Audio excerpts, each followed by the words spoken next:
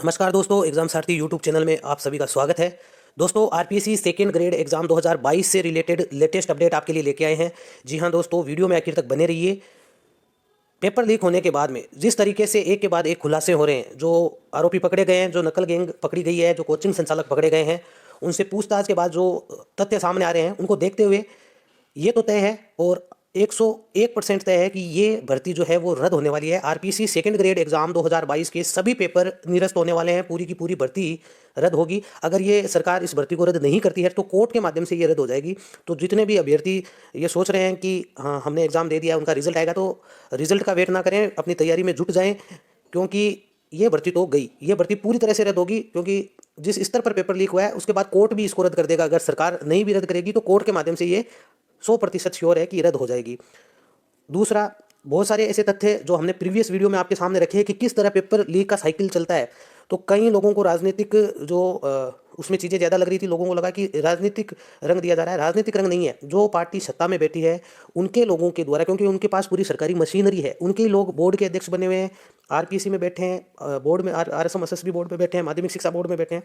तो वही लोग, उन्हीं विचारधारा के लोग, उनके ही जो कार्यकर्ता रह चुके हैं, पहले काम कर चुके हैं, या उनकी ही कृपा से जो सरकारी नौकरियों में या पुलिस सेवा में आए हुए हैं, जो आरपीसी की आज चेयरमैन बन जाते हैं, कोई सदस्य बन जाते हैं, कोई बोर्ड के अध्यक्ष बन जाते हैं, डीपी जारोली की जैसे, वो लोग फिर क्या करते हैं कि वो भ्रष्टाचार करके वो नौकरी में आए हुए होते हैं, तो वो भ्रष्टाचार करके ही उसको ही आगे बढ़ाते हैं।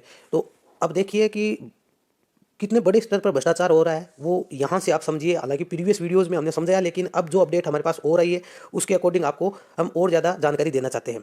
ओएमआर घोटाला, जी हाँ दोस्तों, अगर ये पेपर लीक की जो सूचना है ये लीक नहीं होती, यानी कि पेपर तो सारे लीक हुए हैं 21 तारीख से लेकर के अभी तक, जबकि दावा ये भी हो रहा है कि जो अभिज्ञान कोचिंग के जो कई उसके आसपास रहने वाले जो अभ्यर्थी है, तैयारी करने वाले, उनके माध्यम से हमें पता चला है कि इस कोचिंग के माध्यम से 2022 की हर भर्ती का पेपर जो है लीक किया गया है। और इस कोचिंग में जो जिन्होंने लाखों रुपए दिए हैं उनको इसका बहुत ज़्यादा बेनिफिट हुआ है। तो इस कोचिंग के जो संचालक है वो पकड़ा गया है, सुरेश ढाका या जो भी कुछ उसका नाम है। तो उस संचालक ने 2022 के लगभग सभी पेपर, जितनी भी सरकारी भर्तियों के, इसके अलावा कई और भी पेपर जो है वो इसने लीक किए हैं। तो ऐसी जानकारी इस कोचिंग के आसपास जो अभ्यर्थी तैयारी के लिए रहते हैं उनके द्वारा ये सूचना प्राप्त हुई है। और उससे भी एक कदम आगे जाके ये सूचना प्राप्त हुई है कि अगर ये पेपर लीक की जो सूचना बाहर नहीं आती, ये पकड़े नहीं जाते, तो उसके बाद में ओमआर घोटाला करने की भी तैयारी थी। ओमआर घोटाला किस तरीके से किया जा सकता था दोस्तों, कि आपका पेपर होने के बाद में एक रिजल्ट आने में आपको काफ़ी समय मिलता, और आरपीसी के द्वारा काफ़ी समय लिया जाता रिजल्ट जारी करने में। और उस समय के दौरान अगर किसी ने पैसे दे करके या पहले से पैसे दे रखे हैं तो उनकी ओएमआर जो उनको खाली छोड़ कर आनी थी, तो ओएमआर खाली छोड़ कर आनी थी, और उसको आरपीसी के अंदर जहाँ पर भी इवोल्यूशन होता है उससे पहले आपकी ओएमआर फिलअप करके आपको पास करा दिया जाता। तो यहाँ तक कि भ्रष्टाचार फैला हुआ है। अब हम आगे बढ़ेंगे और देखेंगे कि किस तरीके से सारे पेपर आरपीएससी सेकंड ग्रेड के लीक हुए हैं। हालांकि सारे ही पेपर लीक हुए हैं 2022 के। ऐसे ही तथ्य सामने निकल के आ रहे हैं।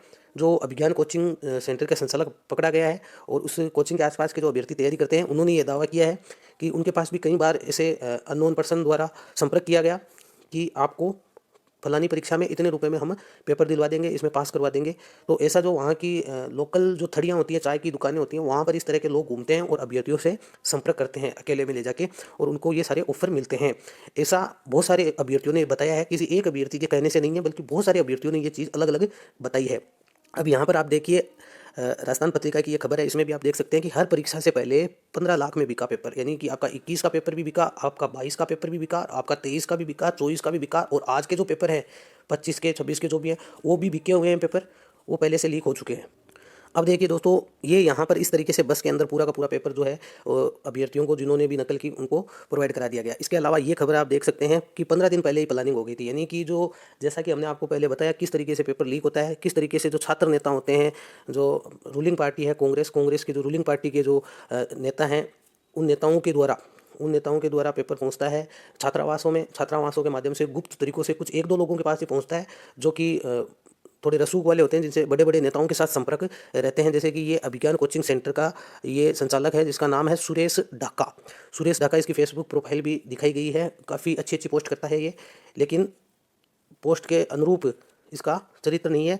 इसकी बहुत सारे बड़े बड़े कांग्रेस के नेताओं, अन्य नेताओं के साथ भी फोटो है जो कि सोशल मीडिया में वायरल हो रही है। लेकिन कुल मिलाकर ये एक अभिज्ञान कोचिंग सेंटर जयपुर की ये संचालक है, जिसने बहुत सारे पेपर लीक किए और करोड़ों रुपए कमाए हैं इसी साल 2022 में। 40 लाख की एंडेवर कार भी चलाता है, तो 40 लाख की गाड़ियाँ खरीदना, इस तरह महंगे महंगे शौक रखना। कई जो अभ्यर्थी इस कोचिंग में पहले पूर्व तैयारी कर चुके हैं, इसमें कोचिंग कर चुके हैं या इसके आसपास के जो हॉस्टल्स में रहते हैं, उन्होंने ये सारी चीज़ें खुलासा किया है कि काफ़ी अच्छी लाइफ स्टाइल जीता है और काफ़ी महंगी गाड़ियाँ लेके घूमता है। तो ये पेपर लीक का मुख्य सरगना विज्ञान कोचिंग सेंटर का है। तो केवल एक कोचिंग सेंटर नहीं है दोस्तों, ऐसे कई ऐसे बड़े बड़े कोचिंग सेंटर हैं जो कि दावा करते हैं कि हमारे इतने सिलेक्शन हुए हैं। इसके अलावा कई कोचिंग सेंटर ऐसे भी हैं जो दावा नहीं करते हैं, फिर भी वो पेपर लीक जैसे प्रकरणों में शामिल होते हैं। कई ऐसे बड़े बड़े कोचिंग सेंटर हो चुके हैं जो, हालांकि अभी तो काफ़ी उनके बारे में चर्चा नहीं है, लेकिन पहले वो भी इस तरह के प्रकरणों में शामिल हुआ करते थे। अब दोस्तों यहाँ पर भी आप देख सकते हैं कि बस का जो मालिक है वो जिसने पेपर लीक किया उसी हेडमास्टर के गांव का है, और 21 दिसंबर से लगातार ये बस उसी रूट पे चल रही थी जहाँ पर नकल करी गई और उन्हीं सेंटरों पर जा रही थी। तो कहने का मतलब है पुलिस को भी इसके बारे में जो है जानकारी दे दी गई थी 21 तारीख से पहले भी, लेकिन पुलिस ने उस समय शायद कोई कार्रवाई नहीं की, उनके पास एग्जैक्ट कोई जानकारी नहीं मिली। यहाँ पर एसपी विकास शर्मा ने भी बताया उदयपुर की कि शुक्रवार की शाम को भी इस तरह का इनपुट मिला था, लेकिन उन्होंने पीछा शुरू किया और शुक्रवार को ये पकड़े गए, और उससे पहले भी इनको इनपुट मिला जिस पर शायद कार्रवाई नहीं हो पाई किसी कारणवश।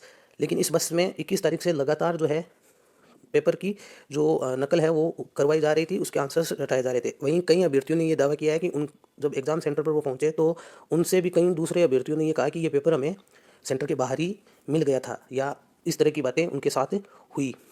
दूसरी बात जो एक अभ्यर्थी ने यहाँ पर खुलासा किया है कि 15 लाख में पेपर मिलने का व्हाट्सएप पर संपर्क किया गया है। तो दोस्तों आप भी अपनी फ़ोन डिटेल्स चेक कर लें, आपको भी निश्चित तौर पर अगर आप अभ्यर्थी हैं और आपका नंबर कहीं ना कहीं सोशल मीडिया में कहीं पे भी अगर आपने दिया है, आरपीएससी में भी आप जब रजिस्ट्रेशन करते हो तो आपका एक नंबर जाता है। आरपीएससी में जब आप फॉर्म फिलअप करते हो तो आपका नंबर जो है वो नंबर उसमें सेव होता है। तो आरपीएससी के ही किसी कर्मचारी ने वहाँ से आपके फ़ोन नंबर्स की जो डिटेल्स हैं वो फ़ोन नंबर की डिटेल्स निकाल करके इस पेपर लीक गैंग को थी, पेपर लीक गैंग के पास आपके सारे जो भी अभ्यर्थी इस एग्ज़ाम में बैठे हैं उनके पास कॉल गया है। आप अपनी कॉल डिटेल चेक कर लीजिए पिछले एक महीने की, उसमें कई अननोन नंबरों से आपके पास कॉल्स या व्हाट्सअप कॉल्स या मैसेजेस आए हुए होंगे। मैसेज नहीं तो ये ज़्यादातर कॉल करते हैं ताकि वो पकड़ा ना जाए। तो बहुत सारे अभ्यर्थियों के पास कॉल आए, आपने मिस भी कर दिया होगा अननोन नंबर की वजह से।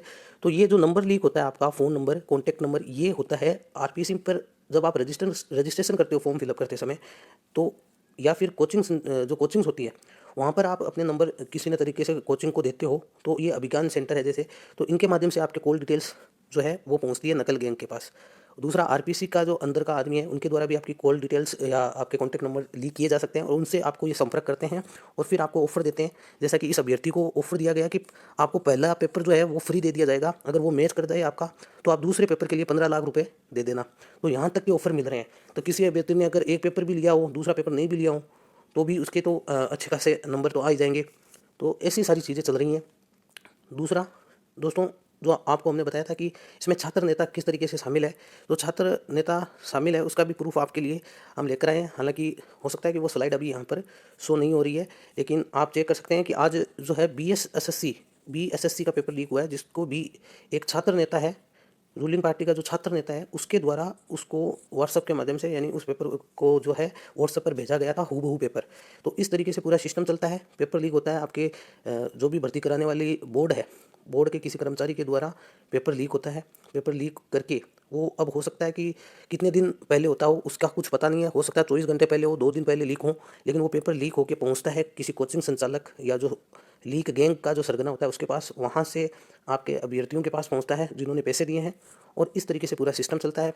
तो इसके अंदर मंत्री भी शामिल है, इसके अंदर कोचिंग संचालक भी शामिल है, इसमें जो भर्ती एजेंसी भर्ती बोर्ड के लोग भी सम्मिलित हैं, और इसमें कई जो अभ्यर्थी हैं वो तो सम्मिलित है ही हैं। तो दोस्तों ये सारी चीज़ें अभी सामने आई हैं, और भी जैसी कोई चीज़ सामने आएगी हम आपको बताएंगे, अपडेट करते रहेंगे। आप भी नीचे कमेंट सेक्शन में बताएं कि क्या ये भर्ती रद्द होनी चाहिए, क्या भर्तियों में पारदर्शिता आनी चाहिए, क्या 2018 के बाद से जितनी भी भर्तियाँ हुई हैं उनकी सीबीआई जांच होनी चाहिए।